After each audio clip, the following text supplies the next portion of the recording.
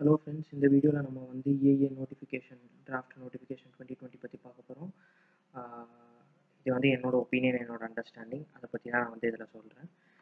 இப்போ நம்ம பார்க்க போகிற வீடியோ வந்து ஃபுல் அண்ட் ஃபுல் 83 பேஜஸ் வந்து அந்த டிராஃப்ட் இருக்குது. அஃபிஷியல் கவர்மெண்ட் வெப்சைட்லேருந்து எடுத்த டிராஃப்ட். அதை வந்து இப்போ நம்ம தமிழில் எக்ஸ்பிளைன் பண்ணி கொஞ்சம் ஒரு வீடியோ போட போகிறோம். வீடியோ கொஞ்சம் லென்த்தியாக தான் இருக்கும். ஃபுல்லாக பாருங்கள், உங்களுக்கு இருக்கிற உங்கள் ஒப்பீனியன்ஸை சொல்லுங்கள். டவுட்ஸ் இருந்தாலும் கேளுங்க, டிஸ்கஸ் பண்ணலாம். பட் எதையும் வந்து அத்தாரிட்டேட்டிவாக முடியாது, இல்லை இதுதான் அப்படின்னு சொல்லி சொல்கிறதுக்கு இல்லை. ஓகேங்களா? ஸோ இது வந்து டிஸ்கஸ் பண்ணுற ஒரு டாபிக் தான். ஸோ இப்போ இதை பார்த்தீங்கன்னா நோட்டிஃபிகேஷன் வந்து இஐஏ 2020 டிராஃப்ட் அப்படிங்கிறது வந்து தி என்விரான்மெண்ட் ப்ரொடெக்ஷன் ஆக்ட் 1986 கீழே இருக்கிற ஒரு சப்கிளாஸ், அதாவது ஒரு சப்டிவிஷனில் வர்ற ஒரு இதை பற்றி சொல்கிறது தான் வந்து இந்த இஐஏ.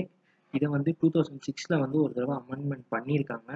இப்போ 2020 திருப்பி அமெண்ட் பண்ணுறாங்க. ஸோ இப்போ அந்த அமெண்ட்மெண்ட் பண்ணுறதுக்கு முன்னாடி பப்ளிக் ஒப்பீனியன் கேட்கணும், எப்படிலாம் வந்து சேஞ்சஸ், இந்த மாதிரி சேஞ்சஸ் கொண்டுட்டு வரலாமா இல்லையான்னு. அதை பற்றி தான் இந்த டிராஃப்ட் இருக்குது.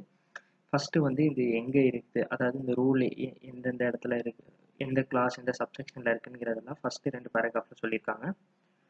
டிராஃப்ட் நோட்டிஃபிகேஷனில் வந்து இந்த டிராஃப்ட் எப்படி யார் ப்ரிப்பேர் பண்ணால், எதுக்காக ப்ரிப்பேர் பண்ணியிருக்காங்கிறதெல்லாம் வந்து டிராஃப்ட் நோட்டிஃபிகேஷனில் சொல்லியிருக்காங்க. அதே மாதிரி இது வந்து எந்தெந்த கேஸில் வந்து பேஸ்டாக இருக்குங்கிறதையும் அதில் வந்து சொல்லியிருக்காங்க. ஸோ இப்போ என்னென்ன மாதிரி ஒரு இன்புட்லாம் வந்திருக்கு, இதை பற்றினா அதில் வந்து பேசியிருக்காங்க. அடுத்து பார்த்தீங்கன்னா short title and comments. Short டைட்டிலில் வந்து இந்த நோட்டிஃபிகேஷனை வந்து environmental impact assessment notification 2020 or EIA notification 2020ன்னு சொல்லி சொல்லணும். இமெயில் அப்படி தான் டிஸ்கிரைப் பண்ணணும். இந்த டிராஃப்டை உள்ளே எங்கே டிஸ்கிரைப் பண்ணணும், இதுதான் அர்த்தங்கிறத வந்து இங்கே சொல்லியிருக்காங்க. இது வந்து எப்போ வந்து நடைமுறைக்கு வருங்கிறதையும் சொல்லியிருக்காங்க. எப்போ வந்து ஃபைனல் ஆக்ட் வந்து அஃபிஷியல் கெசட் ஆஃப் இந்தியாவில் பப்ளிஷ் ஆகும், அப்போ தான் இது வந்து நடைமுறைக்கு வரும். அது வரைக்கும் இது வந்து ஒரு டிஸ்கஷனுக்காக தான் இது வந்து பப்ளிஷ் பண்ணுறேங்கிறதையும் அவங்க வந்து சொல்லியிருக்காங்க. அடுத்து application of notification part two application of notification வந்து எங்கே வந்து அப்ளை ஆகுது, எங்கே அப்ளை ஆகுதுன்னு பார்த்தோம்னா applicable to the whole of India including territorial waters. மொத்த லேண்ட்மாஸ் இந்தியாங்கிற நிலப்பரப்பு எங்கெல்லாம் இருக்கோ அங்கேயும், இந்தியனுக்கு நம்மளுக்கு இந்தியாவுக்கு சொந்தமான கடல் நிலைகள் எங்கெங்கே இருக்கோ அங்கே எல்லா இடத்துலையும் வந்து இது வந்து அப்ளிகபிள் அப்படின்னு சொல்லி சொல்கிறாங்க. அடுத்து 3வது பார்ட் பார்த்தீங்கன்னா வந்து டெஃபனிஷன்ங்கிறது வந்து என்னன்னு பார்த்தோம்னா, உள்ள இந்த டிராஃப்டில் டெக்னிக்கல் டேர்ம்ஸு, கஷ்டமாக இருக்கிற டேர்ம்ஸு, இல்லை இம்பார்ட்டன்ட் டேர்ம்ஸு, இல்லை ஒரு டேர்முக்கு இந்த இடத்துல இந்த மீனிங், அந்த இடத்துல அந்த மீனிங் சொல்கிற மாதிரி இருக்கிறது எல்லாத்துக்கும் அவங்க வந்து டெஃபினிஷன், அதாவது மீனிங் கொடுத்துருக்குறாங்க. ஸோ இப்போ இது பார்த்தீங்கன்னா இதில் வந்து கிட்டத்தட்ட வந்து ஒரு 60 வார்த்தைகள் வந்து இருக்குது. 60 வார்த்தைகள், அதாவது 60 வார்த்தைகள், அதுக்கு என்னென்ன அர்த்தங்கள், அதுக்கு என்னென்ன மாதிரி வந்து ஒரு குவாலிட்டி இருக்குது, அது எப்படி வந்து நம்ம வந்து எடுத்துக்கணுங்கிறது வந்து இதில் வந்து சொல்லியிருக்காங்க.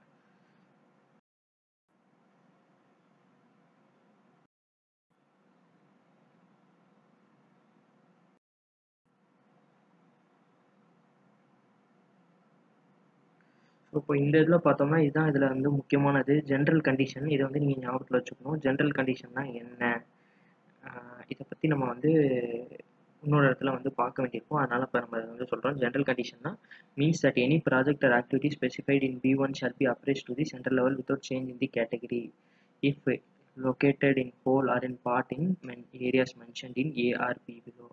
அதாவது இதில் வந்து என்ன செய்கிறாங்கன்னா எல்லா ப்ராஜெக்ட், அதாவது இண்டஸ்ட்ரி கட்டுறது, ஃபிஷிங் பண்ணுறது, மித்த எல்லா இதையும் வந்து ஃபிஷிங் கிடையாது, சாரி, இண்டஸ்ட்ரி கட்டுறது, ஃபிஷ்ஷை எடுத்துகிட்டு வந்து க்ளீன் பண்ணி மீட்டாக மாற்றி ப்ராசஸ் பண்ணி விற்கிறது, அந்த மாதிரி இருக்கிற இண்டஸ்ட்ரி எல்லாத்தையும் வந்து இந்த மாதிரி இண்டஸ்ட்ரி செட் பண்ணுறதை வந்து 3ஆக பிரிக்கிறாங்க, A, B1, B2ன்னு. இப்போ A வந்து சென்ட்ரல் கவர்மெண்ட் கண்ட்ரோலில் இருக்குது, B1 வந்து ஸ்டேட் கவர்மெண்ட் கண்ட்ரோலில் இருக்குது, B2 வந்து முக்கால்வாசி வந்து B2 வந்து டிஸ்ட்ரிக்ட் லெவல் அப்ரைசல் கமிட்டியில் இருக்குது. ஏதாவது சில கொஞ்சம் சிக்கலான ப்ராஜெக்ட்ஸ் வந்து ஸ்டேட் லெவலுக்கு வருது. ஸோ இப்போ அப்படி பார்க்கும்போது B1ல் இருக்கிறது, B1 கேட்டகரி வந்து ஸ்டேட்டுக்கு வந்து பவர் இருக்குது. அந்த மாதிரி இருக்கிற ப்ராஜெக்ட்ஸ் எப்போ வந்து சென்ட்ரலுக்கு போகும் அப்படின்னா within 10 kilometers of the 10 kilometers in respect of items 3, 5, 32, 33 of the schedule. So இது பார்த்தீங்கன்னா வந்து ஒரு இந்த 3, 5, 32, 33ன்னு போனோம்னா வந்து ஹெலிபோர்ட்டு, ஏர்போர்ட்டு, அதுக்கப்புறம் வந்து இன்லேண்ட் போர்ட்டு, அதுக்கப்புறம் வந்து நியூக்ளியர் பவர் பிளான்ட், அந்த மாதிரி இருக்கிறது. இதுலேருந்து 10 கிலோமீட்டர் ரேடியஸ்குள்ளே இருந்ததுன்னா அது வந்து சென்ட்ரலுக்கு வந்து போகும், category B1 projects. And within 5 kilometre in respect to other items. அதாவது அதர் ஐட்டம்ஸ் 5 கிலோமீட்டர் எதுக்குள்ள ப்ரொடெக்டட் ஏரியானா ரிசர்வ் ஃபாரஸ்ட் அந்த மாதிரி. Critically polluted area. Critically polluted area வந்து இந்த ஏரியா வந்து இந்த மாதிரி ரொம்ப மாசுபட்டிருக்கு இல்லை பொல்யூட் ஆயிருக்குன்னு சொல்லி பொல்யூஷன் கண்ட்ரோல் போர்டிலேருந்து வந்து ஸ்பெசிஃபை பண்ணியிருப்பாங்க. அந்த மாதிரி ஏரியாவிலேருந்து 5 கிலோமீட்டருக்குள்ளே இருந்தாலோ இல்லை eco sensitive zone. Eco sensitive ஜோன்னு பார்த்தோம்னா நம்ம வெஸ்டர்ன் கட்ஸ் சொல்லலாம். அதாவது இந்த கேரளா பக்கத்தில் இருக்கிற அந்த மலைப்பகுதி வந்து ஈகோ சென்சிட்டிவ் ஜோன். அங்கே வந்து அவ்வளோ ஃப்ளோரா ஃபானா, அதாவது அவ்வளோ மரம் செடிகள் கொடிகள் மிருகங்கள் வந்து இருக்குது. ஸோ இப்போ அந்த மாதிரி இருக்குது. அதுக்கப்புறம் இன்டர்ஸ்டேட் ஆர் யூனியன் டெரிட்டரி. அதாவது ஒரு ப்ராஜெக்ட் வந்து ஸ்டேட் பார்டர்லேருந்து 5 கிலோமீட்டருக்குள்ளே இருக்குது இல்லை யூனியன் டெரிட்டரி பார்டர்லேருந்து 5 கிலோமீட்டருக்குள்ளே இருக்குன்னா அது வந்து சென்ட்ரலுக்கு வந்து நீங்கள் வந்து அப்ரைஸ் பண்ணணும். Or within the area within the boundary of severe polluted area eco sensitive zone. அதாவது அந்த சிவில் ரொம்ப மாசுபட்டிருக்குன்னு சொல்கிற இடத்துக்குள்ளேயோ இல்லை வந்து ரொம்ப ஈகோ சென்சிட்டிவாக இருக்கிற ஜோனுக்குள்ளேயோ இருந்தாலும் சென்ட்ரலுக்கு வந்து இது பண்ணணும்னு சொல்லி அதில் வந்து சொல்கிறாங்க. ஸோ இது வந்து ஜென்ரல் கண்டிஷன். இது வந்து ரொம்ப முக்கியமானது. என்னென்னு பார்ப்போம். இந்த பின்னாடி வந்து இது வந்து இதாகும் ஜென்ரல் கண்டிஷன் சொல்லிட்டு வரும். அதனால தான் இப்போ அதை பற்றி இதை இங்கே வந்து பார்த்துட்ருக்கோம். ஸோ மித்த வார்த்தைகளுக்கு எல்லாம் வந்து இங்கே மீனிங் கொடுத்துருக்கு. மீதி மொத்தம் 60 வார்த்தை சொல்லியிருந்தோம்.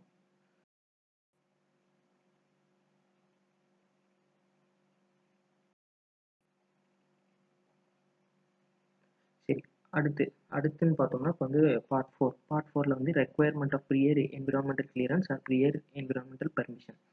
ஸோ என்விரான்மெண்டல் கிளியரன்ஸ்னால் இனிமேல் ஈசின்னு சொல்லுவோம், என்விரான்மெண்டல் பர்மிஷன்னா இனிமேல் இபின்னு சொல்லுவோம். ஓகேங்களா? ஸோ இப்போ பார்த்தீங்கன்னா ப்ராஜெக்ட் வந்து 3 கேட்டகரியாக பிரிச்சிருக்கிறாங்க, A, B1, B2.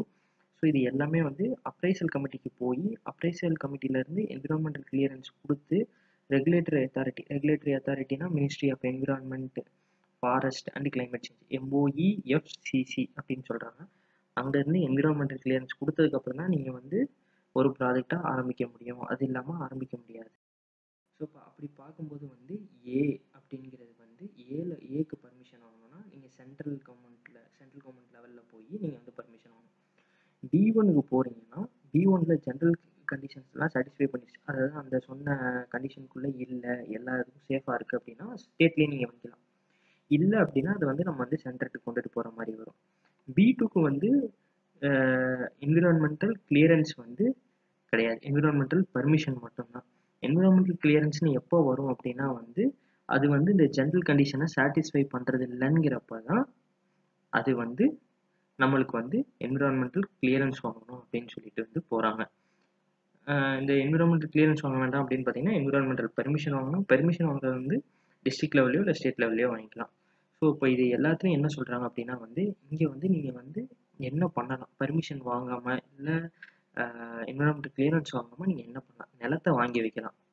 ஆனால் நிலத்தில் வாங்கி வைக்கலாம், நிலத்தில் வந்து ஃபென்சிங் போடலாம், செக்யூரிட்டி கார்டு உட்கார்றதுக்கு ஷெட்டு போடலாம், தகர ஷெட்டு போடலாம். ஆனால் உங்களால் வந்து நீங்கள் வந்து லேண்டை வந்து லெவல் பண்ணிக்கலாம். அதாவது மேடும் பள்ளமாக இருக்குன்னா லேண்டை லெவல் பண்ணிக்கலாம், ஆனால் மரத்தை வெட்டக்கூடாது.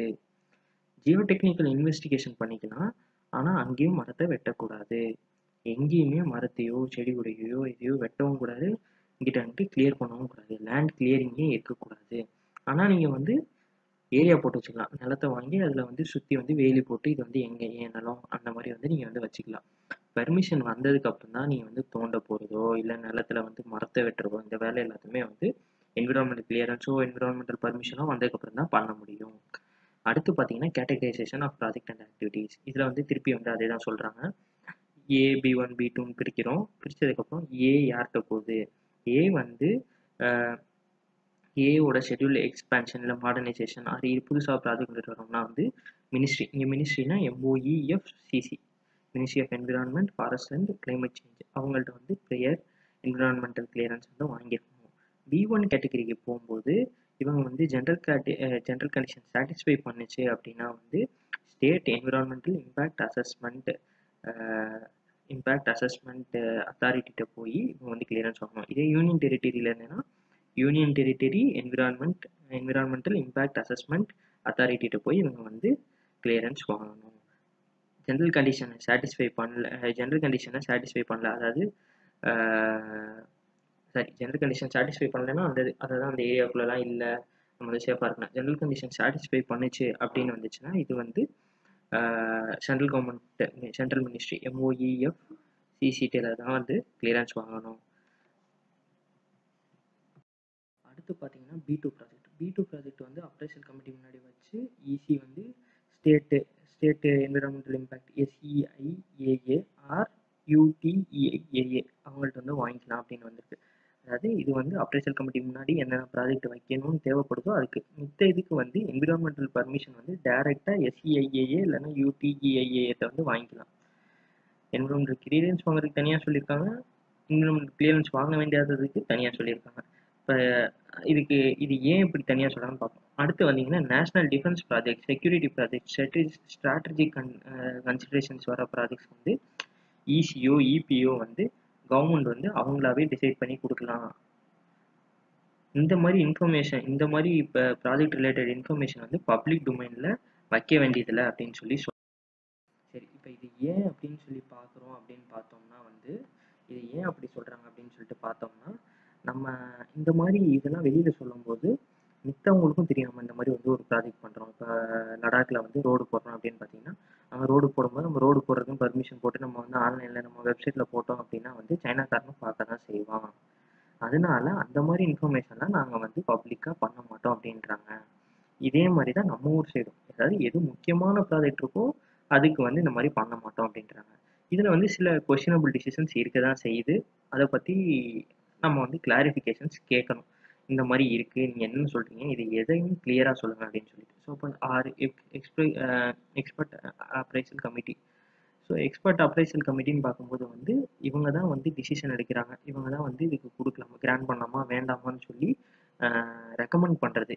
இப்போ ஸ்டேட் என்விரான்மெண்டல் இம்பேக்ட் அசஸ்மெண்ட் அத்தாரிட்டிக்கோ இல்லை union territory environment impact assessment கமிட்டிக்கோ இல்லை நம்ம ministry of environment forest and climate சேஞ்சுக்கோ இவங்க தான் வந்து சரி இதுக்கு வந்து கொடுக்கலாம், இதுக்கு கொடுக்கக்கூடாது அப்படின்னு சொல்லி டிசிஷன் எடுத்து இது பண்ணுறது. அவங்களுக்கு என்னென்ன அதில் யார் யார் இருக்கணும், அதாவது என்னென்ன போஸ்ட்டுக்கு எந்தெந்த மாதிரி ஆளுங்க வந்து அதில் வந்து இருக்கணும், எந்தெந்த மாதிரி ஆள் இருக்காங்கன்னா அவங்க என்னென்ன படிச்சிருக்கணும், அவங்களுக்கு எவ்வளோ எக்ஸ்பீரியன்ஸ் இருக்கணும், எந்தெந்த மாதிரி இதில் தான் ஒர்க் பண்ணியிருக்கணும்னு சொல்லி சொல்கிறது இதில் சொல்கிறாங்க.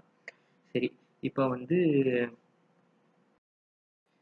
ஸோ இதுதான் அதில் வந்து இருக்குது ஃபுல்லாக யார் யார் இருக்குது, எத்தனை பேர் இருக்காங்க, யார் வந்து சேர்மனாக இருக்கணும், யார் வைஸ் பிரசிடெண்ட்டாக இருக்கிறாங்க, இந்த இதெல்லாம் வந்து இதில் வந்து சொல்கிறாங்க.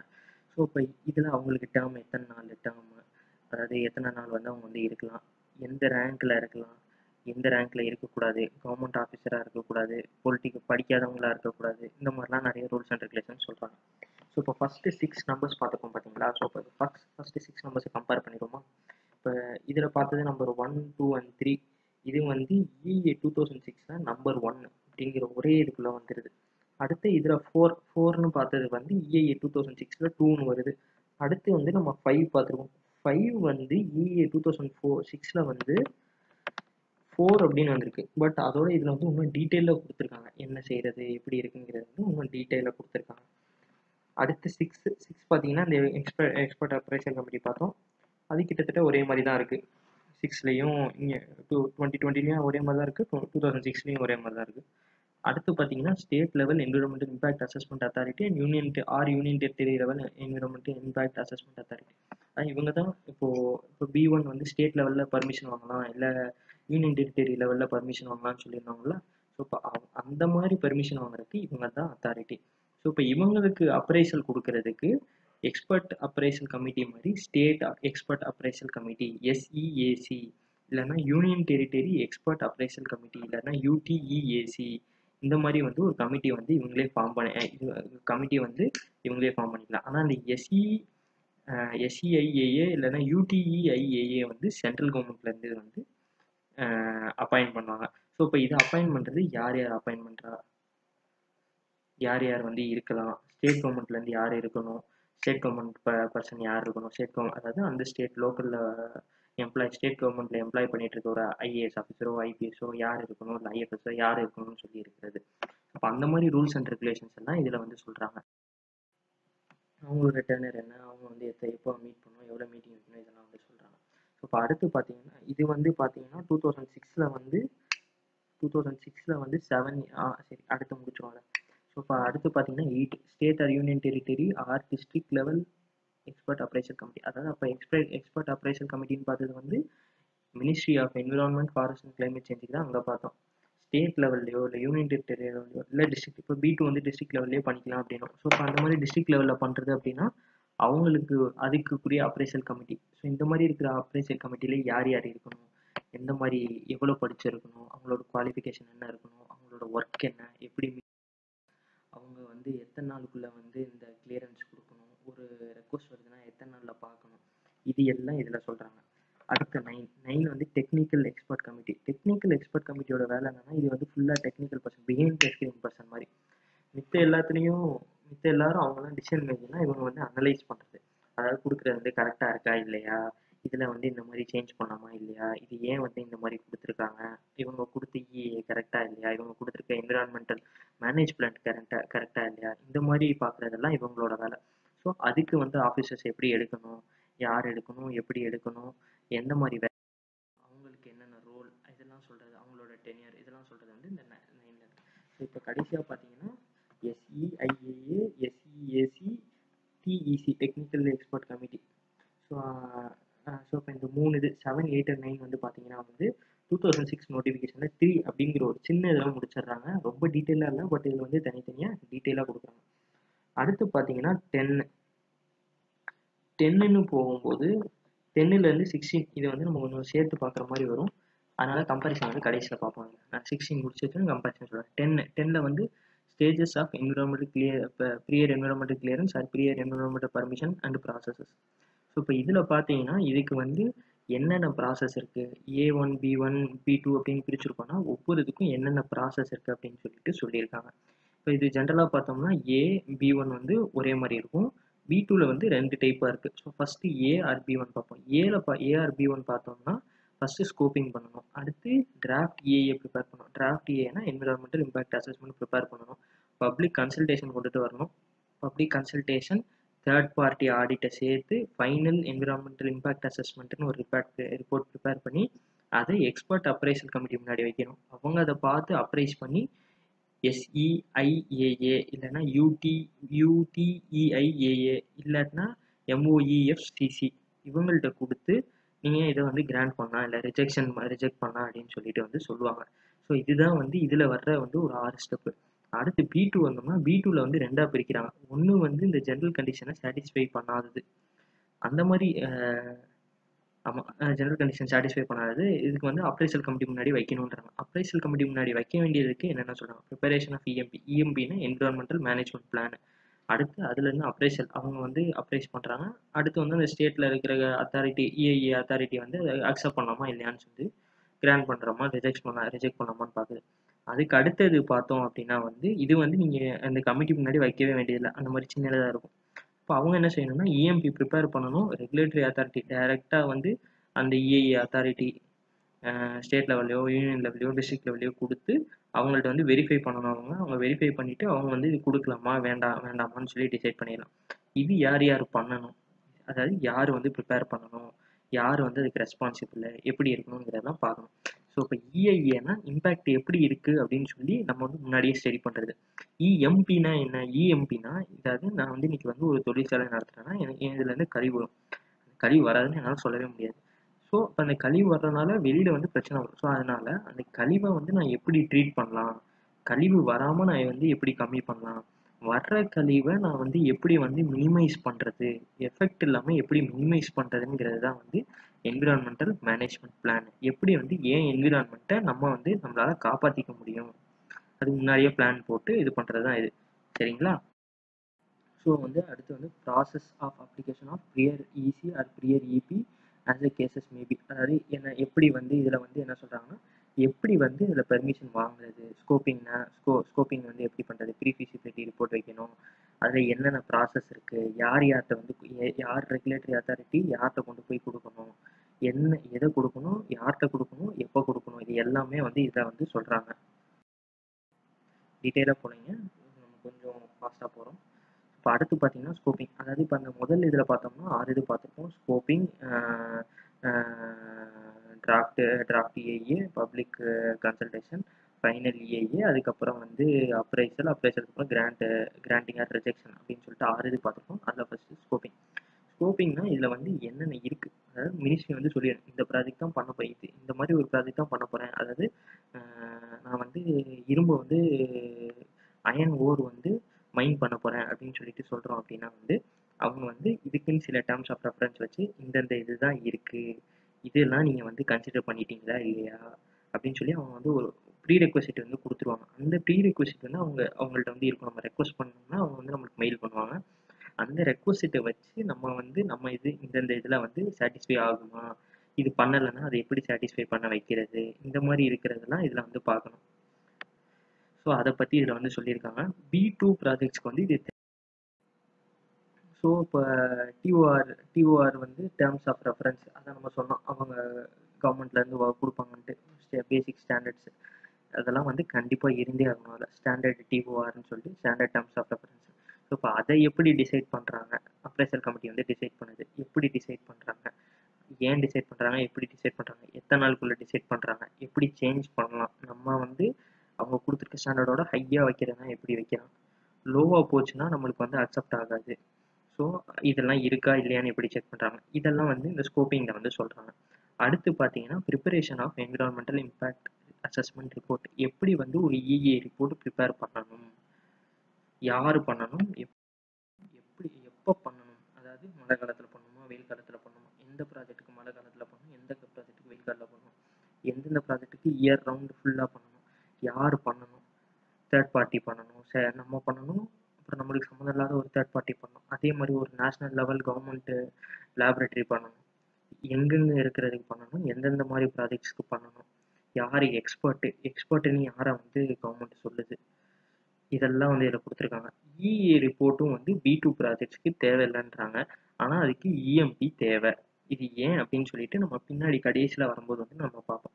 அடுத்து பார்த்தீங்கன்னா பப்ளிக் கன்சல்டேஷன். பப்ளிக் கன்சல்டேஷனில் பார்த்தீங்கன்னா பப்ளிக்கிட்ட போய் எப்படி கேட்குறது, எப்படி வந்து நம்ம வந்து ஒரு இதை ஆரம்பிக்க போகிறோம்னு சொல்லணும், எப்படி கேட்குறது, எந்த மாதிரி கண்டிஷனில் கேட்கலாம், எந்த மாதிரி இதை வந்து கேட்டகரியில் வந்து கேட்க தேவையில்லை, எந்த மாதிரி ப்ராஜெக்ட்ஸுக்கு கேட்க தேவையில்லை, எந்த மாதிரி இடத்துக்குள்ளே இருந்தால் நம்மளுக்கு கேட்க தேவையில்லை, எந்தெந்த இப்போ ஒரு வேளை சூழ்நிலை சரியில்லை, இல்லை யாரும் வந்து தூண்டி விட்டுக்கிட்டே இருக்கிறாங்க, இந்த இடத்துல வரவே கூடாது அப்படின்னு சொல்லி தூண்டி விட்டுட்டே இருக்கிறாங்க, அந்த மாதிரி இருக்கிறதுனா எப்படி வந்து அதுக்கு அட்ஜஸ்ட் பண்ணி கொண்டுட்டு போகிறது, யார் கேட்கணும், பொல்யூஷன் கண்ட்ரோல் போர்டா இல்லை எக்ஸ்பர்ட் கமிட்டியா, யார் கேட்கணும், யார் டிசிஷன் அத்தாரிட்டி, இது எல்லாம் இதில் வந்து சொல்கிறாங்க.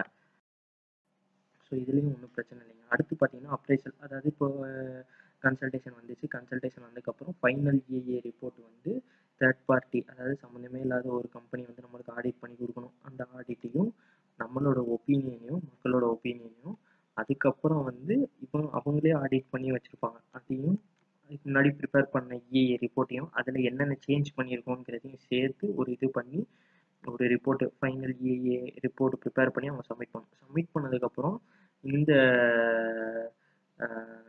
ரெகுலேட்டரி அத்தாரிட்டி வந்து அதை ஷார்ட் லிஸ்ட் பண்ணும், இது வந்து கரெக்டாக இருக்குது இல்லை அப்படின்னு பார்த்துட்டு எக்ஸ்பர்ட் அப்ரைசல் கமிட்டிக்கு போய் அவங்க டிசைட் பண்ணணும். அவங்க டிசைட் பண்ணதுக்கப்புறம் திருப்பி வந்து நம்மளுக்கு அப்ரைசல் அவங்க வந்து இது வந்து பண்ணலாமா வேண்டாமா, அப்ரைஸ் பண்ணாங்கன்னா கிராண்ட் ஆர் ரிஜெக்ஷன் போகும், அப்ரைஸ் பண்ணல அப்படின்னா திருப்பி பண்ணுங்க, இந்த இடத்துல மிஸ்டேக் இருக்குன்னு சொல்லுவாங்க, அந்த மாதிரி வரும். இல்லை அப்படின்னா கம்ப்ளீட்டாக ரிஜெக்ட் பண்ணணும். இதுவும் இந்த அப்ரைசலுமே வந்து யாருக்கு எந்தெந்த ப்ராஜெக்ட்டுக்கு யார் யார் பண்ணணும், அதாவது இப்போ பிஏக்கு யார் பண்ணணும், B1க்கு யார் பண்ணணும், B2 யார் பண்ணணும்னு சொல்லி இதில் வந்து கொடுத்துருக்காங்க. ஸோ இப்போ அதை பற்றி தான் இருக்குது, ஃபுல்லாக அதை பற்றி தான் இருக்குது. இதில் எந்தெந்த மாதிரி ப்ராஜெக்ட்டுக்கு வந்து இவங்க வந்து அப்ரைசல் வந்து ஈஸியாக கொடுத்துடலாம். அதாவது இப்போ நம்ம பில்டிங் கட்டுறோம், க்ரீன் பில்டிங் அப்படின்னு ஒரு பர்மிஷன் வாங்கணும்னா இது வந்து கொடுத்துடலாம் அப்படின்ட்டு. க்ரீன் பில்டிங்னு வாங்குறதுக்கு வந்து ஒரு தனி செட் ஆஃப் ரூல்ஸ் இருக்குது, அது வந்து ஒரு தனி ரூலில் வருது. கன்ஸ்ட்ரக்ஷன் வந்து அது ஒரு தனி ரூலில் வருது. ஸோ இப்போ அந்த மாதிரி இருக்குது. இப்போ அதே மாதிரி இந்த critically polluted area, severely polluted area, இதெல்லாம் முன்னாடி பார்த்தோம்ல, அது எல்லாம் என்னென்னு சொல்லி அதுக்கு எல்லாத்துக்கும் ஒரு இஷ்யூ கைட்லைன்ஸ் வந்து இஷ்யூ பண்ணியிருக்காங்க. அது எல்லாம் ஒரு தனி இதில் இருக்குது. ஸோ அது எல்லாத்தையும் நம்ம கன்சிடர் பண்ணி இதெல்லாம் பண்ணணும் அப்படின்றது. 16 procedure for grant of prior EC for modernisation. அதாவது இவ்வளோ நேரம் வந்து நம்ம கெட்டுறதை பற்றி பார்த்து புதுசாக கெட்டுறது புதுசாக பண்ணுறதை பற்றி பார்த்தோம். இருக்கிறத வந்து மாற்றுறதுக்கு என்ன செய்கிறாங்க, மாற்றணும்னா என்ன வந்து பர்மிஷன் ஆர்டர் வந்து இதில் கொடுத்துருக்கு. அதாவது இருக்கிற ப்ரொடக்ஷன் கெப்பாசிட்டிலேயே அப்படியே மாற்றணும்னா என்ன செய்யணும், 10% இன்க்ரீஸோட மாத்திரனா என்ன செய்யணும், 10க்கு மேலே 25க்கு கீழேனா என்ன செய்யணும், 25 to 50னா என்ன செய்யணும், 50க்கு மேலே போயிடுச்சுன்னா என்ன செய்யணும்.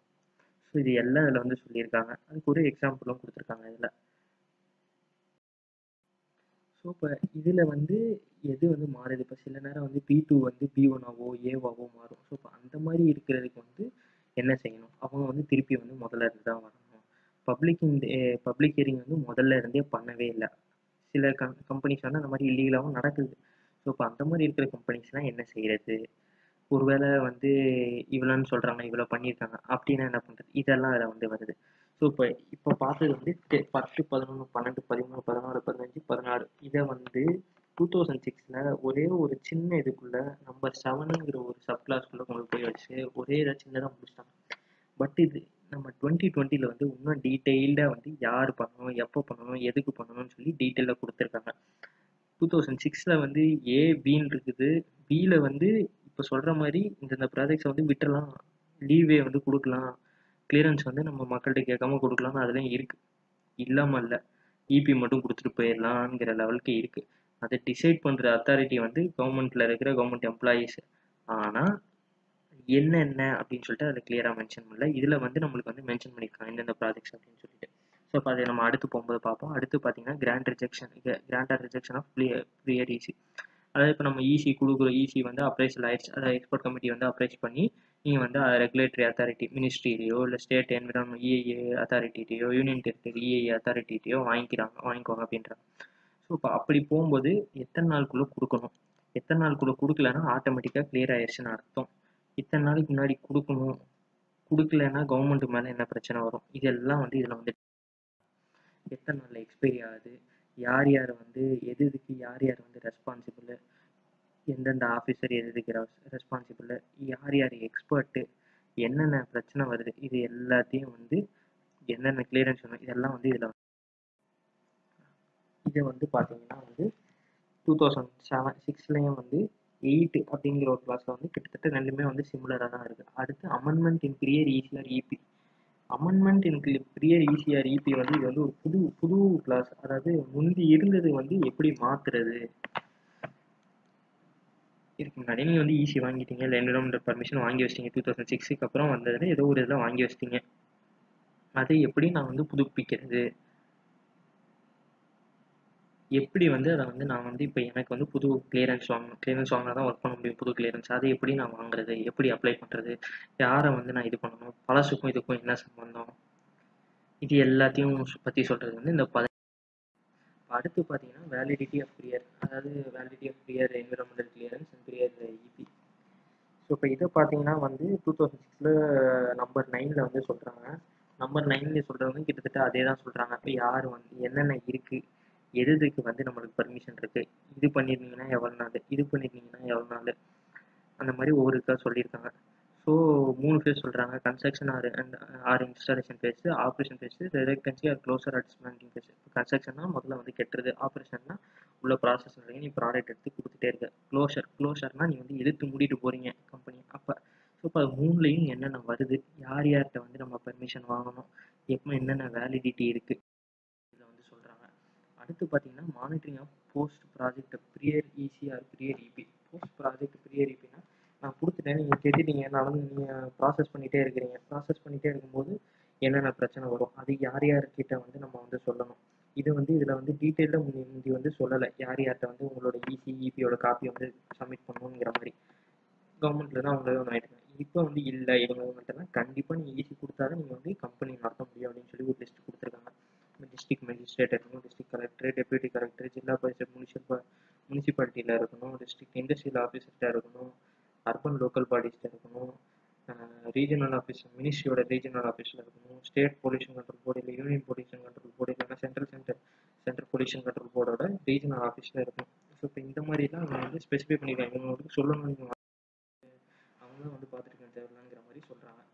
அடுத்து பார்த்தீங்கன்னா மேண்டேட்ரியாக என்னென்ன பண்ணணும், என்னென்ன ஃபைன்ஸு, இத்தனை நாளுக்குள்ளே பண்ணனா என்ன ஃபைனு, பண்ணிங்கன்னா என்னது, பண்ணனா என்னது, அதெல்லாம் வந்து அதில் வந்து சொல்கிறாங்க. இது வந்து 2006 வந்து 10ங்கிற சப் கிளாஸ்க்குள்ள வருது. அடுத்து வந்து நம்ம பார்க்குறது வந்து டிரான்ஸ்ஃபரபிலிட்டி. அதாவது இப்போ நான் கம்பெனி வைக்கிறேன், இதையும் வந்து கம்பெனி ஒருத்தர் வந்து இன்னொருத்தர் விற்கிறாரு, அப்போ வந்து அந்த இபி எப்படி மாற்றுறது, இதையும் வந்து 2006 சொல்லியிருக்காங்க. ரொம்ப சேஞ்சஸ் எல்லாமே ஸோ இப்போ 2006 நோட்டிஃபிகேஷன்லேயே சொல்லியிருக்காங்க. ஸோ இப்போ அது பார்த்தீங்கன்னா 11 வருது. Transfer of prior EC. அதாவது இப்போ நான் ஒருத்தருக்கு விற்கிறேன் அப்படின்னா என்னென்ன வந்து இபி ட்ரான்ஸ்ஃபர் பண்ணுறது அந்த மாதிரிலாம் சொல்கிறாங்க. இப்போ தான் இல்லைங்க வருது அப்படின்னு சொன்னோம்னா டீலிங் வித் வயலேஷன் கேசஸ் இது வந்து இதில் வந்து 22ல் கொடுத்துருக்காங்க. டீலிங் வித் வயலேஷன் கேசஸ்ங்கிற வரதும்போது டீலிங் வித் வயலேஷன் கேசஸ்னால் யார் வந்து வயலேஷன் நடக்குது அப்படின்னு சொல்லலாம். The cognizance of the violation shall be made on the காக்னசன்ஸ்னா அவேர்னஸ் ஆர் தி நாலேஜ் அப்படின்னு ஒரு அர்த்தம் வருது. ஷேலுக்கு வந்து டாக்குமெண்டேஷன் லாங்குவேஜில் ஷேலுன்னா ரெக்குயர்மெண்ட்னு ஒரு மீனிங் வருது. அதாவது இந்த 2 மீனிங்கும் வந்து நான் ஐஎஸ்ஓ ஸ்டாண்டர்ட்ஸ்லேருந்து எடுத்து சொல்கிறேன். கெசட்டில் வந்து என்னால் மீனிங் கண்டுபிடிக்க முடியல. கெசட்டில் அந்த மீனிங் கண்டுபிடிச்சி அதுக்கு என்ன அர்த்தம்னு தெரிஞ்சாதான் அவங்க என்ன எழுதியிருக்காங்கிறதுக்கு வந்து ஒரு உண்மையான அர்த்தம் வந்து நமக்கு புரியும். ஸோ இப்போ அந்த மீனிங் வந்து கவர்மெண்ட் வந்து இந்த இடத்துல கொடுக்கணும். அவங்க கொடுக்காம விட்டுருக்காங்க. இது வந்து அவங்க சைடில் வந்து ஒரு ட்ராபேக். இது வந்து அவங்க வந்து எக்ஸ்பிளைன் பண்ணணும்.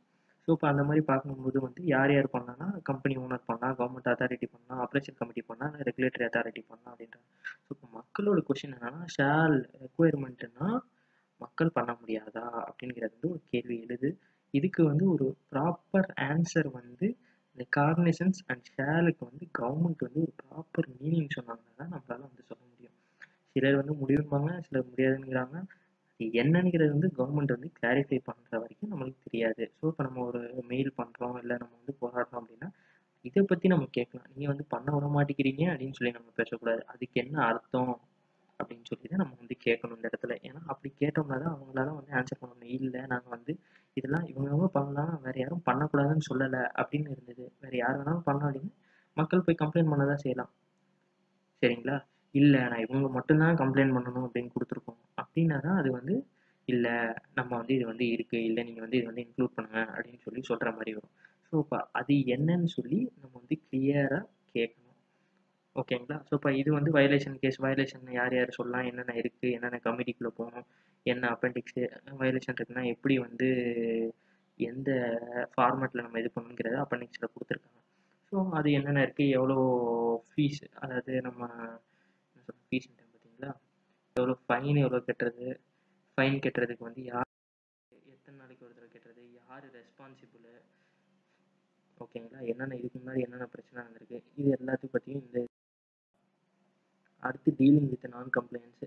அதே மாதிரி இப்போ நான் வந்து இஎம்பி கொடுத்துட்டேன், என்விரான்மெண்டல் ப்ராக்டிஸ் கொடுத்துட்டேன், என்விரான்மெண்டல் கிளியரன்ஸு பர்மிஷன் வாங்கிட்டு கொடுத்தது இல்லாமல் நான் எக்ஸ்ட்ராவாவோ இல்லை இதாவோ பண்ணிகிட்ருக்கேன். கம்ப்ளைண்ட்ஸ் இல்லாமல் பண்ணுறேன். கம்ப்ளைண்ட்ஸ்னால் சொல்கிறது அப்படியே பண்ணுறது கம்ப்ளைண்ட்ஸ். சொல்கிறது இல்லாமல் எக்ஸ்ட்ராவாக ஏதோ பண்ணிகிட்ருக்கேன் அப்படின்னு வச்சுக்கோங்க. கம்மியாக இல்லை, எக்ஸ்ட்ராவாக ஏதோ பண்ணிகிட்ருக்கேன்னு வச்சுக்கோங்க.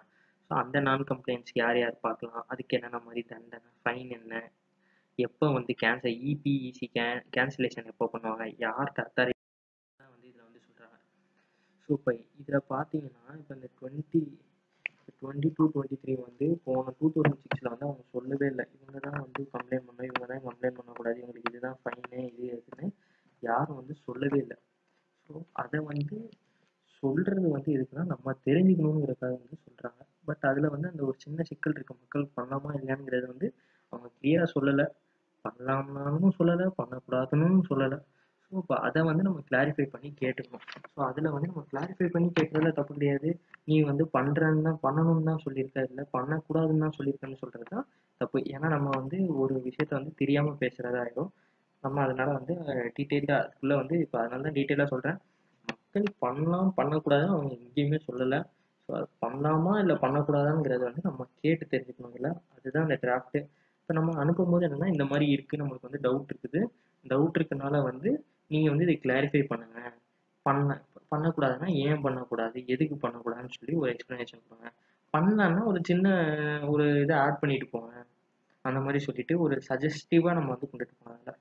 ஸோ அடுத்து பார்த்தீங்கன்னா 24 வந்து preparation of district survey report, monitoring procedure for sand mining, river bed mining, mining of other minerals and cluster formation. அதாவது இப்போ இதில் பார்த்தீங்கன்னா மைனிங் ப்ராசஸ்க்கு கிளஸ்டராக, அதாவது ஒரே மைனிங் கம்பெனி பண்ணுறது, இல்லை சின்ன சின்ன மைனிங் கம்பெனி பண்ணுறது, மணல் அள்ளுறது, இது எல்லாத்துக்கும் என்னென்ன ரூல். கிளஸ்டர் ஃபார்மேஷன்னா இதில் வந்து மைனிங் வந்து சின்ன சின்ன மைனிங் ஏரியா இருக்கிறத வந்து தனித்தனியாக வந்து பர்மிஷன் டிஸ்ட்ரிக்ட் லெவல்லே கொடுக்கலான்னு வந்து ஒரு இது வருது, அது பின்னாடி வருது. ஸோ இப்போ அந்த மாதிரி வரும்போது கிளஸ்டர் ஃபார்ம் பண்ணணும், ஒரு கிளஸ்டருக்கு ஏஏ பண்ணணும், ஒரு கிளஸ்டருக்கு இஎம்பி பண்ணணும். ஒவ்வொரு கம்பெனிக்கும் இஎம்பி வந்து அவங்க பண்ணிடுவாங்க B2 கம்பெனினால. ஆனால் ஒவ்வொரு கம்பெனியும் சேர்த்து ஒரு பெரிய ஏரியா, ஒரு 2 பெரிய கம்பெனி அளவுக்கு ஏரியா வந்துருச்சுன்னு வச்சுக்கோங்க. அப்போ அதுக்கு வந்து இம்பாக்ட் அசஸ்மெண்ட் நம்ம வந்து பண்ணணும். ஸோ அப்போ அந்த இம்பாக்ட் அசஸ்மெண்ட் வந்து கவர்மெண்ட்டே பண்ணணும் அப்படின்னு சொல்லி ஒரு டைரக்டிவ் வருது. இல்லை அதுக்கு யார் அத்தாரிட்டி, யார் பண்ணணும், எப்படி, அதாவது இந்த கம்பெனி வந்து எவ்வளோ தூரத்துக்குள்ளே இருந்தால், ஒரு கம்பெனிலேருந்து இன்னொரு கம்பெனி வந்து 500 மீட்டர் டிஸ்டன்ஸ்குள்ளே இருந்ததுன்னா, ஒரு கம்பெனியோட பாட்டும் இன்னொரு கம்பெனியோட பாட்டும் 500 மீட்டர் டிஸ்டன்ஸ்குள்ளே இருந்தது, பவுண்டரி வந்து ஆப்ரேஷனல் பவுண்டரி வந்து அந்த மாதிரி இருந்ததுன்னா அவன் வந்து பண்ணணும் அப்படின்னு சொல்லி சொல்கிறாங்க. ஸோ இப்போ அந்த பிரச்சனையும் இதில் வந்து அதை பற்றி பேசுகிறாங்க. கிளஸ்டர் எப்படி ஃபார்ம் பண்ணுறது, கிளஸ்டருக்கு எப்படி இஎம்பி ப்ரிப்பேர் பண்ணுறது, கிளஸ்டருக்கு எப்படி ஏஏ ப்ரிப்பேர் பண்ணுறதுலாம் வந்து இதில் வந்து கிளியராக சொல்கிறாங்க. ஓகேங்களா. அடுத்து வந்து எக்ஸப்ஷன் ஆஃப் ப்ராஜெக்ட்ஸ்னால் என்னென்ன ப்ராஜெக்ட்ஸ்க்கு வந்து எக்ஸப்ஷன், இந்த பிரச்சனை இல்லாமல் என்னென்ன ப்ராஜெக்ட் வந்து எக்ஸப்ஷன் கொடுக்குறாங்க அப்படின்னு சொல்லியிருக்கு. ஸோ இப்போ எக்ஸப்ஷன் ஆஃப் ப்ராஜெக்ட்ஸ் அப்படின்னு சொல்லி பார்க்கும்போது வந்து 26 இருக்குது. சரி, நம்ம 25 ஒரு தடவை திருப்பி பார்த்துருவோம். ரெக்கார்டாக இருக்காதுன்றதுனால தான் நான் திருப்பி பேசுகிறேன் இப்போ. சரிங்களா. ஸோ இப்போ 26 வந்து இந்த கிளியரன்ஸ் கொடுத்துட்டாங்க அப்படின்னா நம்ம எப்படி கோர்ட்டுக்கு கேஸ் போடுறது, எத்தனை நாளுக்குள்ளே கேஸ் போடணும், ஒரு கம்பெனி கொடுத்துருக்காங்க அது வந்து செல்லக்கூடாது அப்படின்னு சொல்கிறது, எத்தனை நாளுக்குள்ளே கேஸ் கொடுக்கணும்னு சொல்கிறதுலாம் இதை வந்து கொடுத்துருக்காங்க. அடுத்து எக்ஸப்ஷன், இந்த மாதிரி சின்ன சின்ன மேனுவலாக வந்து மண்பானை பண்ணுறவங்க, கையால் போய் வந்து கையில் டைல் பண்ணுறவங்க, அதுக்கப்புறம் வந்து விவசாயிங்க வந்து அவங்க நிலத்துல வந்து மண்ணள்ளி போடுறது, இந்த மாதிரி என்னென்ன ப்ராஜெக்ட் அப்படின்னு சொல்லிட்டு இதில் வந்து சொல்கிறாங்க. எக்ஸப்ஷனுக்கு என்னென்ன கவுண்டர் இருக்குது, அவங்களுக்கு என்னென்ன மாதிரி பிரச்சனை வரலாம், அவங்களுக்கு என்னென்ன ரூல்ஸ் அண்ட் ரெகுலேஷன்ஸ் வந்து ரெகுலேட் பண்ணது வந்து சொல்கிறாங்க. இது கிட்டத்தட்ட 40 இது வந்து இதில் வந்து கொடுத்துருக்காங்க. ஸோ இப்போ இது அடுத்து பார்த்தீங்கன்னா ஆப்ரேஷன் ஆஃப் ஏஏ நோட்டிஃபிகேஷன். அதாவது இது வரைக்கும் இப்போ இது வந்து 2020 வந்தாலும் 2006 போட்ட பெண்டிங் கேசஸ்லாம் இருக்கும். அந்த பெண்டிங் கேசஸ் எப்படி இவங்க டீல் பண்ணுவாங்கன்னு சொல்கிறது வந்து 27 operation of A A notification 2006 still disposition of pending cases சொல்கிறாங்க. ஸோ இப்போ இதுவும் வந்து இதுக்கு முன்னாடி இருக்கிறதுல வந்து 2006 ஷெடியூலில் வந்து சொல்லியிருக்கிறாங்க. 2006 ஷெடியூலில் வந்து 1986 இருந்தது பற்றி, அதில் இருந்து பெண்டிங் கேஸை தான் எப்படி பண்ணணுன்றது அதில் சொல்லியிருந்த மாதிரி இதை வந்து சொல்கிறாங்க. அதில் இருக்கிறது இன்னொரு விஷயம் என்ன அப்படின்னு பார்த்தீங்கன்னா வந்து 2006 13 and 14 அதில் ஒரு ரெண்டு சப் கிளாஸ் இருக்குது. அது வந்து சின்னதாக கொடுத்துருந்ததை இவங்க அதை ஷார்டன் பண்ணி, அது கொஞ்சம் ஷார்டன் பண்ணி நம்ம EA 2020 டிராஃப்டில் வந்து 3rd சப்டிவிஷனுக்குள்ள உள்ள மொத்தமாக டெஃபினிஷனுக்குள்ள வந்து கொடுத்துட்டாங்க. அதாவது 13, 14 வந்து அதில் வந்து ஜென்ரல் கண்டிஷன், ஸ்பெசிஃபிக் கண்டிஷன் இருந்தது. அது வந்து ஜென்ரல் கண்டிஷன் என்ன, ஸ்பெசிஃபிக் கண்டிஷன் என்னன்னு சொல்லி நம்ம டெஃபினிஷன்ஸில் வந்து சின்னதாக விட்டுட்டாங்க. அப்படின்னு முடிஞ்சு போயிருக்கு. பார்த்தீங்கன்னா ஷெடியூலில் வந்து என்னென்ன ப்ராஜெக்ட்ஸ் எந்தெந்த லைனுக்குள்ள வருது அப்படின்னு சொல்லி சொல்கிறாங்க. ஸோ இப்போ இப்படி சொல்லும்போது வந்து இதே மாதிரி 2006 இருந்தது. 2006 இதுக்கும் என்ன டிஃப்ரென்ஸ்னா அதில் ஏபின்னு மட்டும் இருந்தது, B1 B2 இருக்கு. இப்போ இது வந்து கிளியராக சொல்லிடுறாங்க, இவங்கள்ட்ட போய் வாங்குங்க அப்படின்றாங்க. இது ஏன் இப்படி சொல்கிறாங்க அப்படின்னு பார்க்கும்போது வந்து இப்போ நம்ம வந்து இப்போ முதல்ல இந்த கமிட்டி பார்த்தோம்னா மினிஸ்ட்ரி இருக்குது. Ministry of environment, forest and climate சேஞ்சுன்னு ஒரு மினிஸ்ட்ரி இருக்குது. அடுத்து பார்த்தீங்கன்னா அதுக்கு ஸ்டேட் லெவலில் பார்த்தீங்கன்னா ஸ்டேட் என்விரான்மெண்டல் இம்பாக்ட் அசஸ்மெண்ட் அத்தாரிட்டின்னு ஒருத்தர் தான். யூனியன் டெரிட்டரிஸ் பார்த்தீங்கன்னா UTEIAA, union territory environmental impact assessment அத்தாரிட்டின்னு ஒருத்தர் தான். இந்த 3 அதுக்கப்புறம் டிஸ்ட்ரிக்ட் லெவலில் DEIAAன்னு ஒருத்தர் தான். ஸோ இப்போ இந்த 5 பேர் பார்த்தீங்கன்னா வந்து DEIA வந்து கிடையாது, தப்பாக சொல்லிட்டேன். இப்போ இந்த 3 கமிட்டி வந்து சென்ட்ரல் கவர்மெண்ட் வந்து செட் பண்ணுதுங்க. இப்போ அடுத்து பார்த்தீங்கன்னா இதே மாதிரி இன்னொரு செட் ஆஃப் அப்ரைசல் கமிட்டி இருக்குது. EAC, என்விரான்மெண்டல் அப்ரைசல் கமிட்டி, மினிஸ்ட்ரிக்கு சென்ட்ரல் லெவலில் இருக்குது. அது சென்ட்ரல் கவர்மெண்ட் அப்பாயிண்ட் பண்ணும். அதுக்கு SEAC இல்லைன்னா UTEAC, state environmental state expert appraisal committee இல்லைன்னா union territory expert appraisal committee. இது வந்து அந்தந்த ஸ்டேட் கவர்மெண்ட்டோ அந்தந்த யூனியன் டெரிட்டரி கவர்மெண்ட்டோ வச்சுக்கிறது.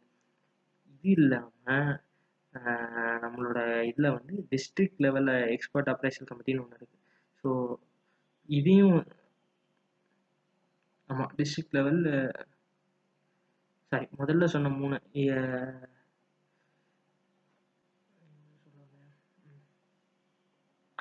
பார்த்தோம்னா மினிஸ்ட்ரிக்கு வந்து EAC இருக்குது. EAC வந்து மினிஸ்ட்ரி அதை அப்பாயிண்ட் பண்ணுது. ஆமாம் தப்பாக சொல்லிட்டேன். EAC வந்து மினிஸ்ட்ரி அப்பாயிண்ட் பண்ணும். SEAC state level expert appraisal committee வந்து state level expert appraisal committee, union territory expert appraisal committee, district level expert appraisal committee. இப்போ இந்த நாளையும் வந்து சென்ட்ரல் கவர்மெண்ட் டிசைட் பண்ணி சென்ட்ரல் கவர்மெண்ட்லேருந்து வந்து இது பண்ணுறாங்க. State level environmental impact assessment authority, union territory impact assessment environmental impact assessment authority, இது ரெண்டு வந்து அந்தந்த ஸ்டேட் கவர்மெண்ட்டோ யூனியன் டெரிட்டரி கவர்மெண்ட்டோ பண்ணுது. சென்ட்ரலில் வந்து மினிஸ்ட்ரி இருக்குது. இதுதாங்க இது முதல்ல சொன்னது இல்லைங்க. சரிங்களா? ஸோ இப்போ அந்த மாதிரி இருக்கும்போது யார் யார்கிட்ட என்னென்ன ப்ராஜெக்ட் போகணும்னு இங்கே வந்து கிளியராக சொல்லியிருக்க மாட்டாங்க. ஏ பின்பாங்க, ஏ அங்கே போகணும்பாங்க, பி ஸ்டேட் லெவலில் முடியணும்பாங்க. ஸ்டேட் லெவலில் முடியறதுன்னா இந்த இது இருக்குது, இந்த கண்டிஷனில் இருந்தால் சென்டர்கிட்ட போகணும்பாங்க.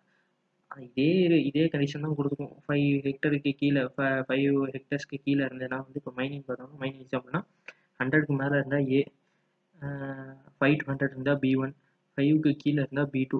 ஏன்னா வந்து இது எல்லாமே ஜென்ரல் கண்டிஷன் சாட்டிஸ்ஃபை பண்ணலன்னு வச்சுக்கோங்களேன். ஏ வந்து சென்ட்ரல்கிட்ட போகும், பி வந்து ஸ்டேட்டில் போகும், பி2 வந்து டிஸ்ட்ரிக்டில் போகும். முந்தி எப்படி இருந்ததுன்னா பியும் பி2வும் ஸ்டேட் கவர்மெண்ட்டை போகணும். எது எப்படி கிளியர் பண்ணுறாங்கிறது வந்து அது பியில் இருக்கிறது வந்து ஏ வாங்குறானா வாங்கலையா, இஎம்பி வாங்குறாங்களா வாங்கலையாங்கிறது வந்து அந்தந்த ஸ்டேட் கவர்மெண்ட்டோட பிரச்சனையாக இருந்தது. சென்ட்ரல் கவர்மெண்ட் வந்து அதில் தலையிடாமல் இருந்தது. இப்போ என்ன சொல்லியிருக்காங்கன்னா, இல்லை நீங்கள் வந்து இந்தந்த ப்ராஜெக்ட் கண்டிப்பாக வாங்கியே ஆகணும், இதுக்கு கீழே இருக்கிறதுல வாங்க தேவையில்லைன்னு ஒரு கிளியர் டெஃபினிஷன் கொடுத்துருக்காங்க. வேற ஒன்றுமே இல்லை. ஸோ இப்போ நீங்கள் வந்து கேட்கலாம், இந்த இது இருக்குது 25 மெகாவாட்டு, 2000 ஹெக்டர், 10,000 ஹெக்டர்ஸ், இந்த மாதிரி இருக்கிறது எல்லாமே வந்து சின்ன சின்னதாக வர்றதுங்க. ஸோ இப்போ நம்ம சின்ன சின்னதாக இருக்கணும் எல்லாருக்கும் வருதுன்னா சின்ன சின்னதாக நிறைய இது கொடுத்தாலும் பிரச்சனை தானே அப்படின்றீங்க. சின்ன சின்னதாக கொடுக்கலாம், ஆனால் 1/2 கிலோமீட்டருக்குள்ளே இருக்கக்கூடாது. ஒரே type of mining metal material mining இருக்கிற மாதிரி இருக்கக்கூடாது. இந்த மாதிரிலாம் நிறைய ரூல்ஸ் இருக்குது அதில். சரிங்களா? இது வந்து முன்னாடி இருந்தது நம்ம டீட்டெயிலாக பார்க்கலன்னு சொல்ல காரணமே தான். ஸோ இப்போ அப்படி இருக்கும்போது நம்ம வந்து கிளஸ்டர் ஃபார்மேஷன் வந்து வந்துடும். பக்கத்தில் வந்து வச்சாங்கன்னா கிளஸ்டர் ஃபார்மேஷன் வந்துடும். அதுக்கு இஏஏ பண்ணணும். இஏஏ பண்ணக்கூடாதுன்னு கிடையாது. அது இஏஏ பண்ணாங்கன்னா இஏஏக்கு பப்ளிக் ஒப்பீனியன் கேட்டு தான் ஆகணும். கேட்கக்கூடாது, கேட்காம இருக்கணுங்கிறதுக்கு வந்து எங்கேயுமே ரைட் கிடையாது.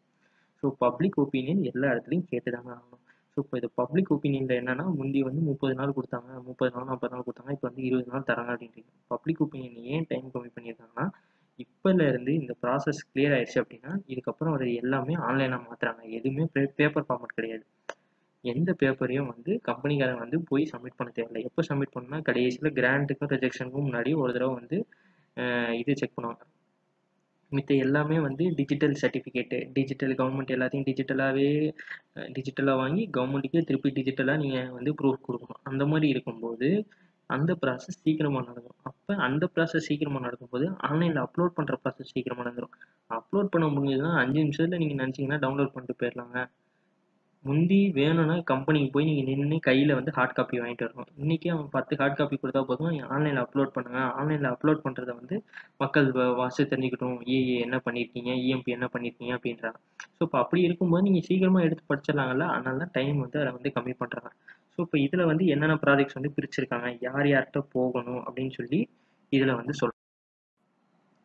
அதே மாதிரி தான் நியூக்ளியர் பவர் பிளான்ட்டு, கோல் வாஷரிஸு, மினரல் பெனிஃபிக்ஸ், அதாவது மினரல்ஸ் வந்து உருக்கி ப்யூரிஃபை பண்ணி பண்ணுறது. ஸோ இப்போ இதில் பாதி இடத்துல பார்த்தீங்கன்னா இதில் வந்து அடுத்து வர்றது வந்து மைக்ரோ ஸ்மால் அண்ட் மீடியம் என்டர்பிரைசஸ்க்கு வந்து இதில் வந்து ஃப்ரீயாக விட்டுருப்பாங்க.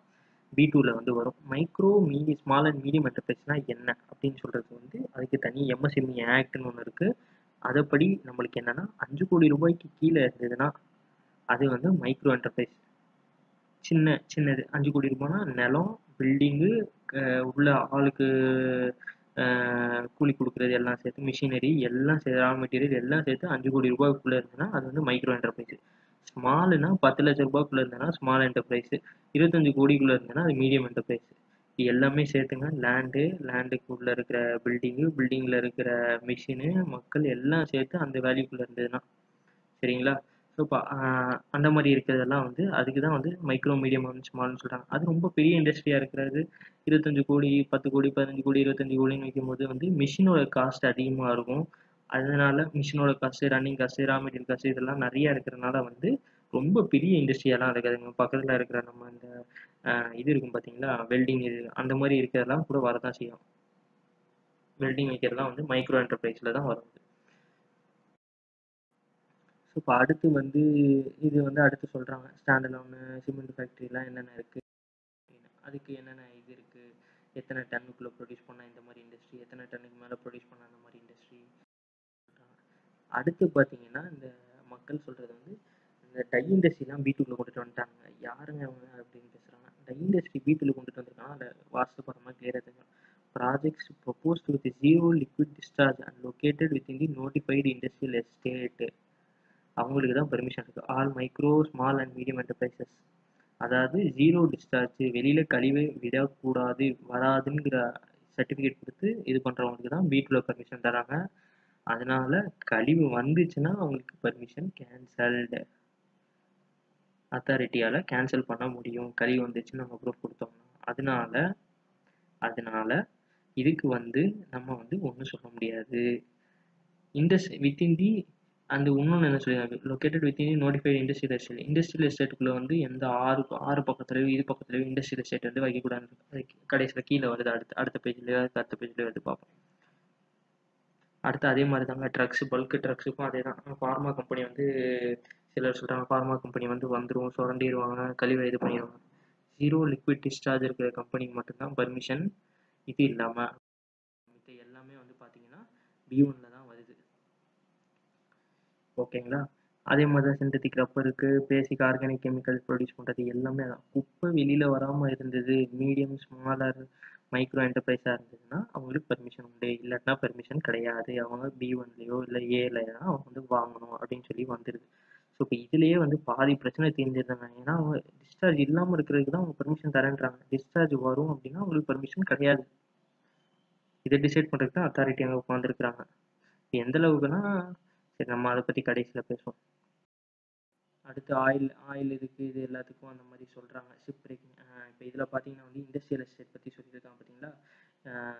Industrial estate including park complex, areas, export processing zones, special economic zones, biotech park, leather complex, coastal economic zones, special investment region, national investment and manufacturing zone, industrial cluster, petroleum chemicals and petrochemical investment regions. இப்போ இது எல்லாம் வந்து வெளியில் இருக்கிறதுக்கு permission தராங்க.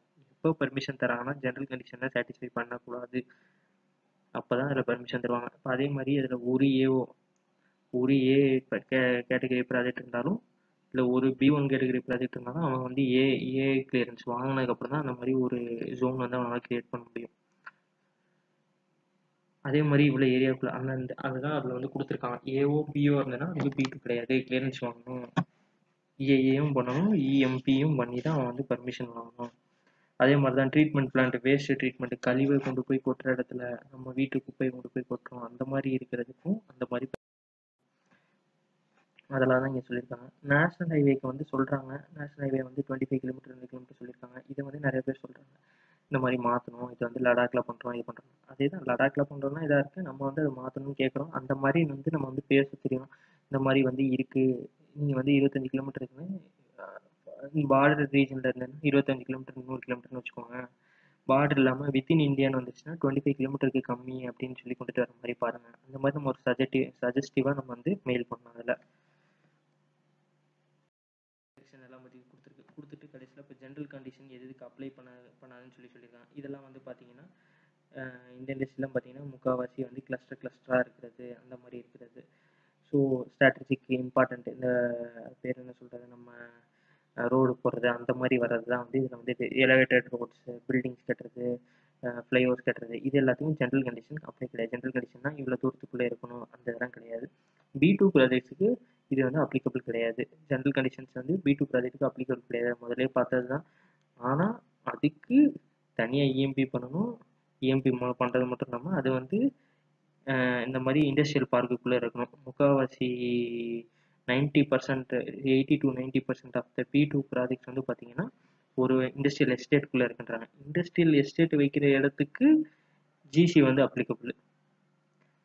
அதாவது GC வந்து இந்த மாதிரி இத்தனை இதுக்குள்ளே இருக்கக்கூடாது, இந்த மாதிரிலாம் ஒரு ரூல் இருக்குது. ஸோ இப்போ அந்த இதுக்குள்ளே தான் இருக்குது. அண்ட் ஆல்சோ இது வந்து எதுக்கு அப்ளிகபிள்னா B2 ப்ராஜெக்ட் எது அப்ரைசல் கமிட்டிக்கு போகணும்னு சொல்லி டிசைட் பண்ணுறோமோ அது எல்லாத்துக்கும் இது ஜிசி வந்து அப்ளிகபிள் அப்படின்னு சொல்லி சொல்கிறாங்க. அதில் அடுத்து அப்பெண்டிக்ஸ் 1 வந்து பார்த்தீங்கன்னா பப்ளிக் கன்சல்டேஷன். யார் பண்ணணும், எப்படி பண்ணணும், யார் முன்னாடி பண்ணணும், எவ்வளோ மணி நேரம் இருக்கணும், என்னென்ன மாதிரி நீங்கள் ஆட் கொடுக்கணும், எத்தனை இதில் ஆட் கொடுக்கணும், எத்தனை பேர்கிட்ட நீங்கள் வந்து வாங்கணும், ஒரு வேளை வாங்க முடியல தூண்டிக்கிட்டே இருக்கிறாங்க, எப்படி வந்து அதை வந்து எப்படி வந்து அவங்கள்ட்ட இருந்து வாங்குறது, தூண்டுறவங்க இல்லாமல் எப்படி வந்து நம்ம ஒப்பீனியன் வாங்குறது, அதே நீங்கள் எப்படி இன்க்ளூட் வாங்கவே முடியலன்னா எப்படி இது பண்ணுறது, யார் வந்து பார்க்கணும், அதை எப்படி வீடியோகிராஃப் பண்ணுறது, எப்படி காப்பி எடுத்து யாருக்கு அனுப்பணும், இதில் வந்து சொல்கிறாங்க. அதே மாதிரி ஒரு ப்ராசஸ்னால் அதில் யார் யார் இருக்கணும், யார் யார் பேசணும், இப்போ லோக்கலில் மக்கள் பேசுகிறாங்க அப்படின்னா அது எப்படி பேசணும், எவ்வளோ மணி நேரம் நடத்தணும், எத்தனை நாளைக்கு முன்னாடி இன்டிமேட் பண்ணணும், எத்தனை மணி நேரம் நடத்தணும், யார் யாருக்கு வந்து சொல்லி அனுப்பணும், இதெல்லாம் வந்து இதில் வந்து சொல்கிறாங்க. அடுத்து அப்ளிகேஷன். ஒரு அப்ளிகேஷன் இப்போ நம்ம வந்து பப்ளிக் ஹியரிங்க்கு அப்ளிகேஷன் வந்து கவர்மெண்ட்டை பெர்மிஷன் வாங்கி நடத்தணும். அதுக்கு என்னென்ன ஃபார்மேட்டுக்கு சொல்கிறாங்க. ஃபார்மேட்டு பப்ளிக் ஃபார்ம் வந்து டீட்டெயில்ஸ் ஆஃப் ப்ராஜெக்ட்ஸ் பற்றி, ப்ராஜெக்ட் டீட்டெயில் எப்படி எப்படி இருக்கணும், என்னென்ன டீட்டெயிலு அதை பற்றி கொடுக்காது. இதெல்லாம் வந்து கவர்மெண்ட்டு கொடுக்க வேண்டிய ஃபார்முங்க இருக்குது. அதில் என்னென்ன இருக்குது, எங்கெங்கே இருக்குது, எப்படி எப்படி இருக்குது. அடுத்து ஃபார்ம் 1A என்விரான்மெண்ட் செக்லிஸ்ட்டு. அதாவது நீங்கள் வைக்கிற இடத்துல இது இருக்கா இல்லையா, இருந்ததுன்னா எப்படி எஃபெக்ட் ஆகுது, அது எப்படி நீங்கள் வந்து மேனேஜ் பண்ணுறீங்க, எப்படி பிளான் பண்ணுறீங்க, இதெல்லாம் வந்து இதில் வந்து லேண்டுக்கு இருக்குது, வாட்டருக்கு இருக்குது, வெஜிடேஷனுக்கு இருக்குது, பக்கத்தில் இருக்கிற சுற்றுச்சூழல் பார்க்குறதுக்கு எப்படி இருக்குதுங்கிறதுக்கு, சோஷியல். இப்போ ஒரு கம்பெனி வரனால மித்த ஏரியாவோட இன்கம் லோ ஆகலாம், அது எப்படி இதாகுங்கிறது, எனர்ஜி எப்படி கன்சர்வ் பண்ணுறாங்க, விதமான கேள்விகளும் இதில் இருக்குது 1Aல. இது அப்ளிகேஷன் 4 வந்து form 1B2 application of pier எப்படி வந்து அப்ளை பண்ணுறதுக்கு இது வந்து ஒரு form.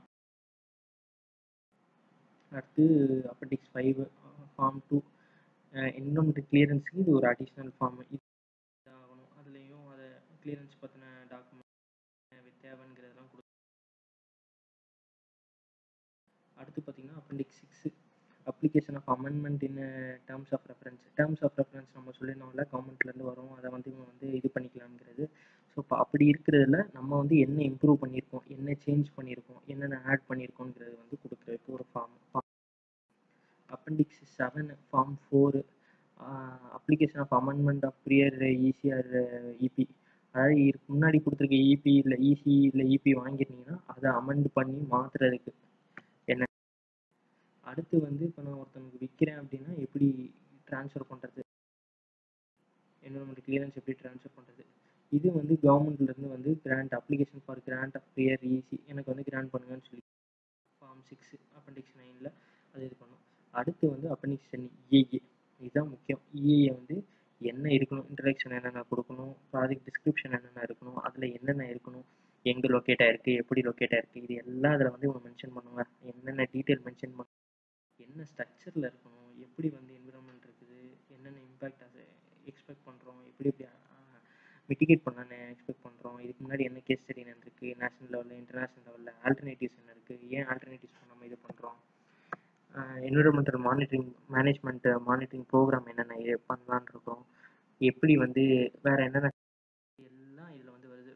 Cost benefit analyst, environmental cost benefit analysis, project benefits, இது எல்லாம் வந்து இதில் வந்து கொடுக்கணும்.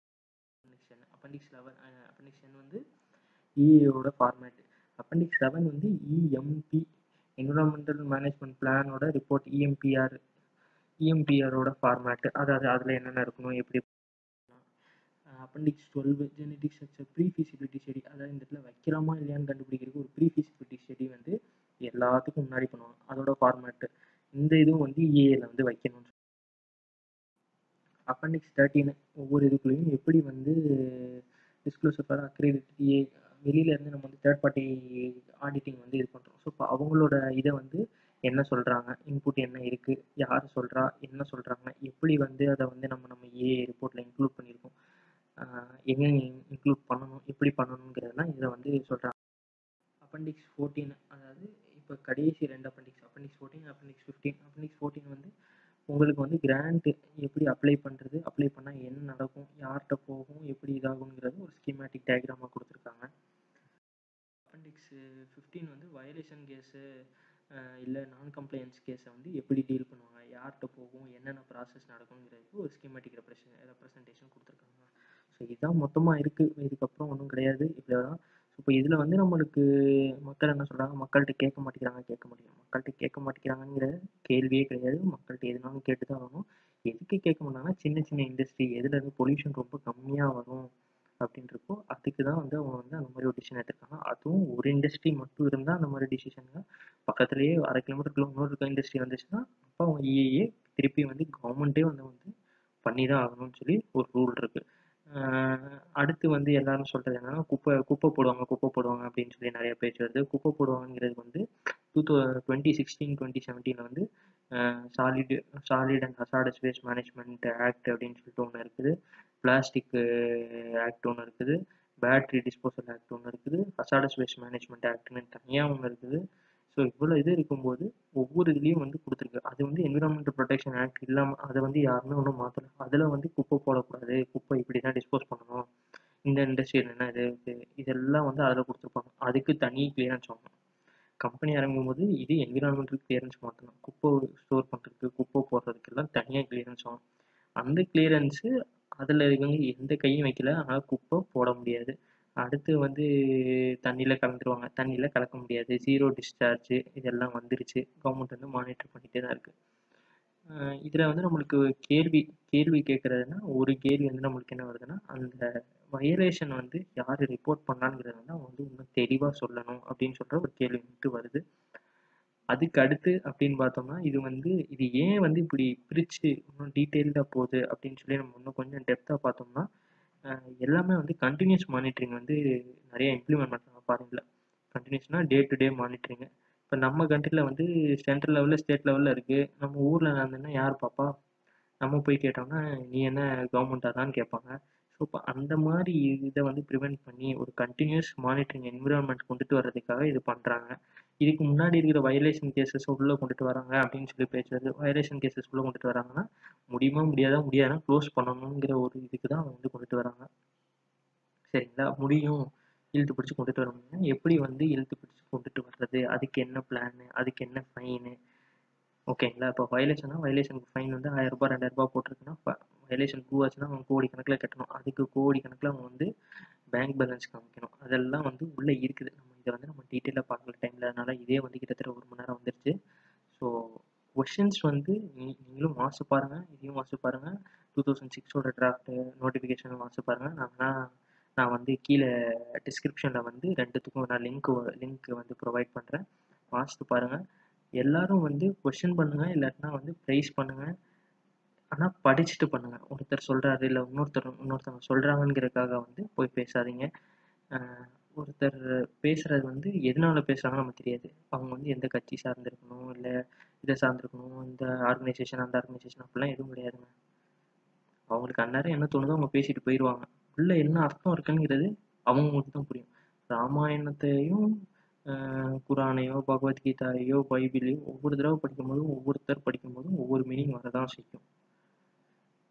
சரிங்களா? அது எப்படின்னா அவங்கவுங்க படித்து தெரிஞ்சுக்கிறத வச்சு தான் அவங்கவுங்களால வந்து டிசைட் பண்ண முடியும். அதனால நானும் என்ன சொல்வேன்னா, இது வந்து டிராஃப்ட் நான் எக்ஸ்பிளைன் பண்ணியிருக்கேன்.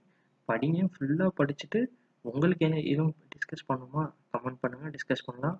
இல்லை எனக்கு இது பண்ணலை, நீ வந்து தப்பாக பேசுகிற, ரைட்டு நான் தப்பாகவே பேசுகிறேன், இது என்னோட ஒப்பீனியன், விட்டுட்டு போயிருங்க, ரைட்டு நல்லது. இல்லை இந்த மாதிரி சொல்கிறீங்க, இந்த மாதிரி கொடுத்துருக்கு, எனக்கு சந்தேகமாக இருக்குது, வாங்க டிஸ்கஸ் பண்ணலாம், தப்பே கிடையாதுங்க, டிஸ்கஸ் பண்ணலாம், தப்பே கிடையாது. ஆனால் டிஸ்கஸ் பண்ணும்போது வந்து அன்ரூலியாக வந்து இருக்கக்கூடாது, அவ்வளோதான். எல்லாருக்கும் ரைட் இருக்குது பேசுகிறதுக்கு, எல்லாருக்கும் இருக்குது. சரிங்களா? பார்ப்போம். Thank you for the opportunity.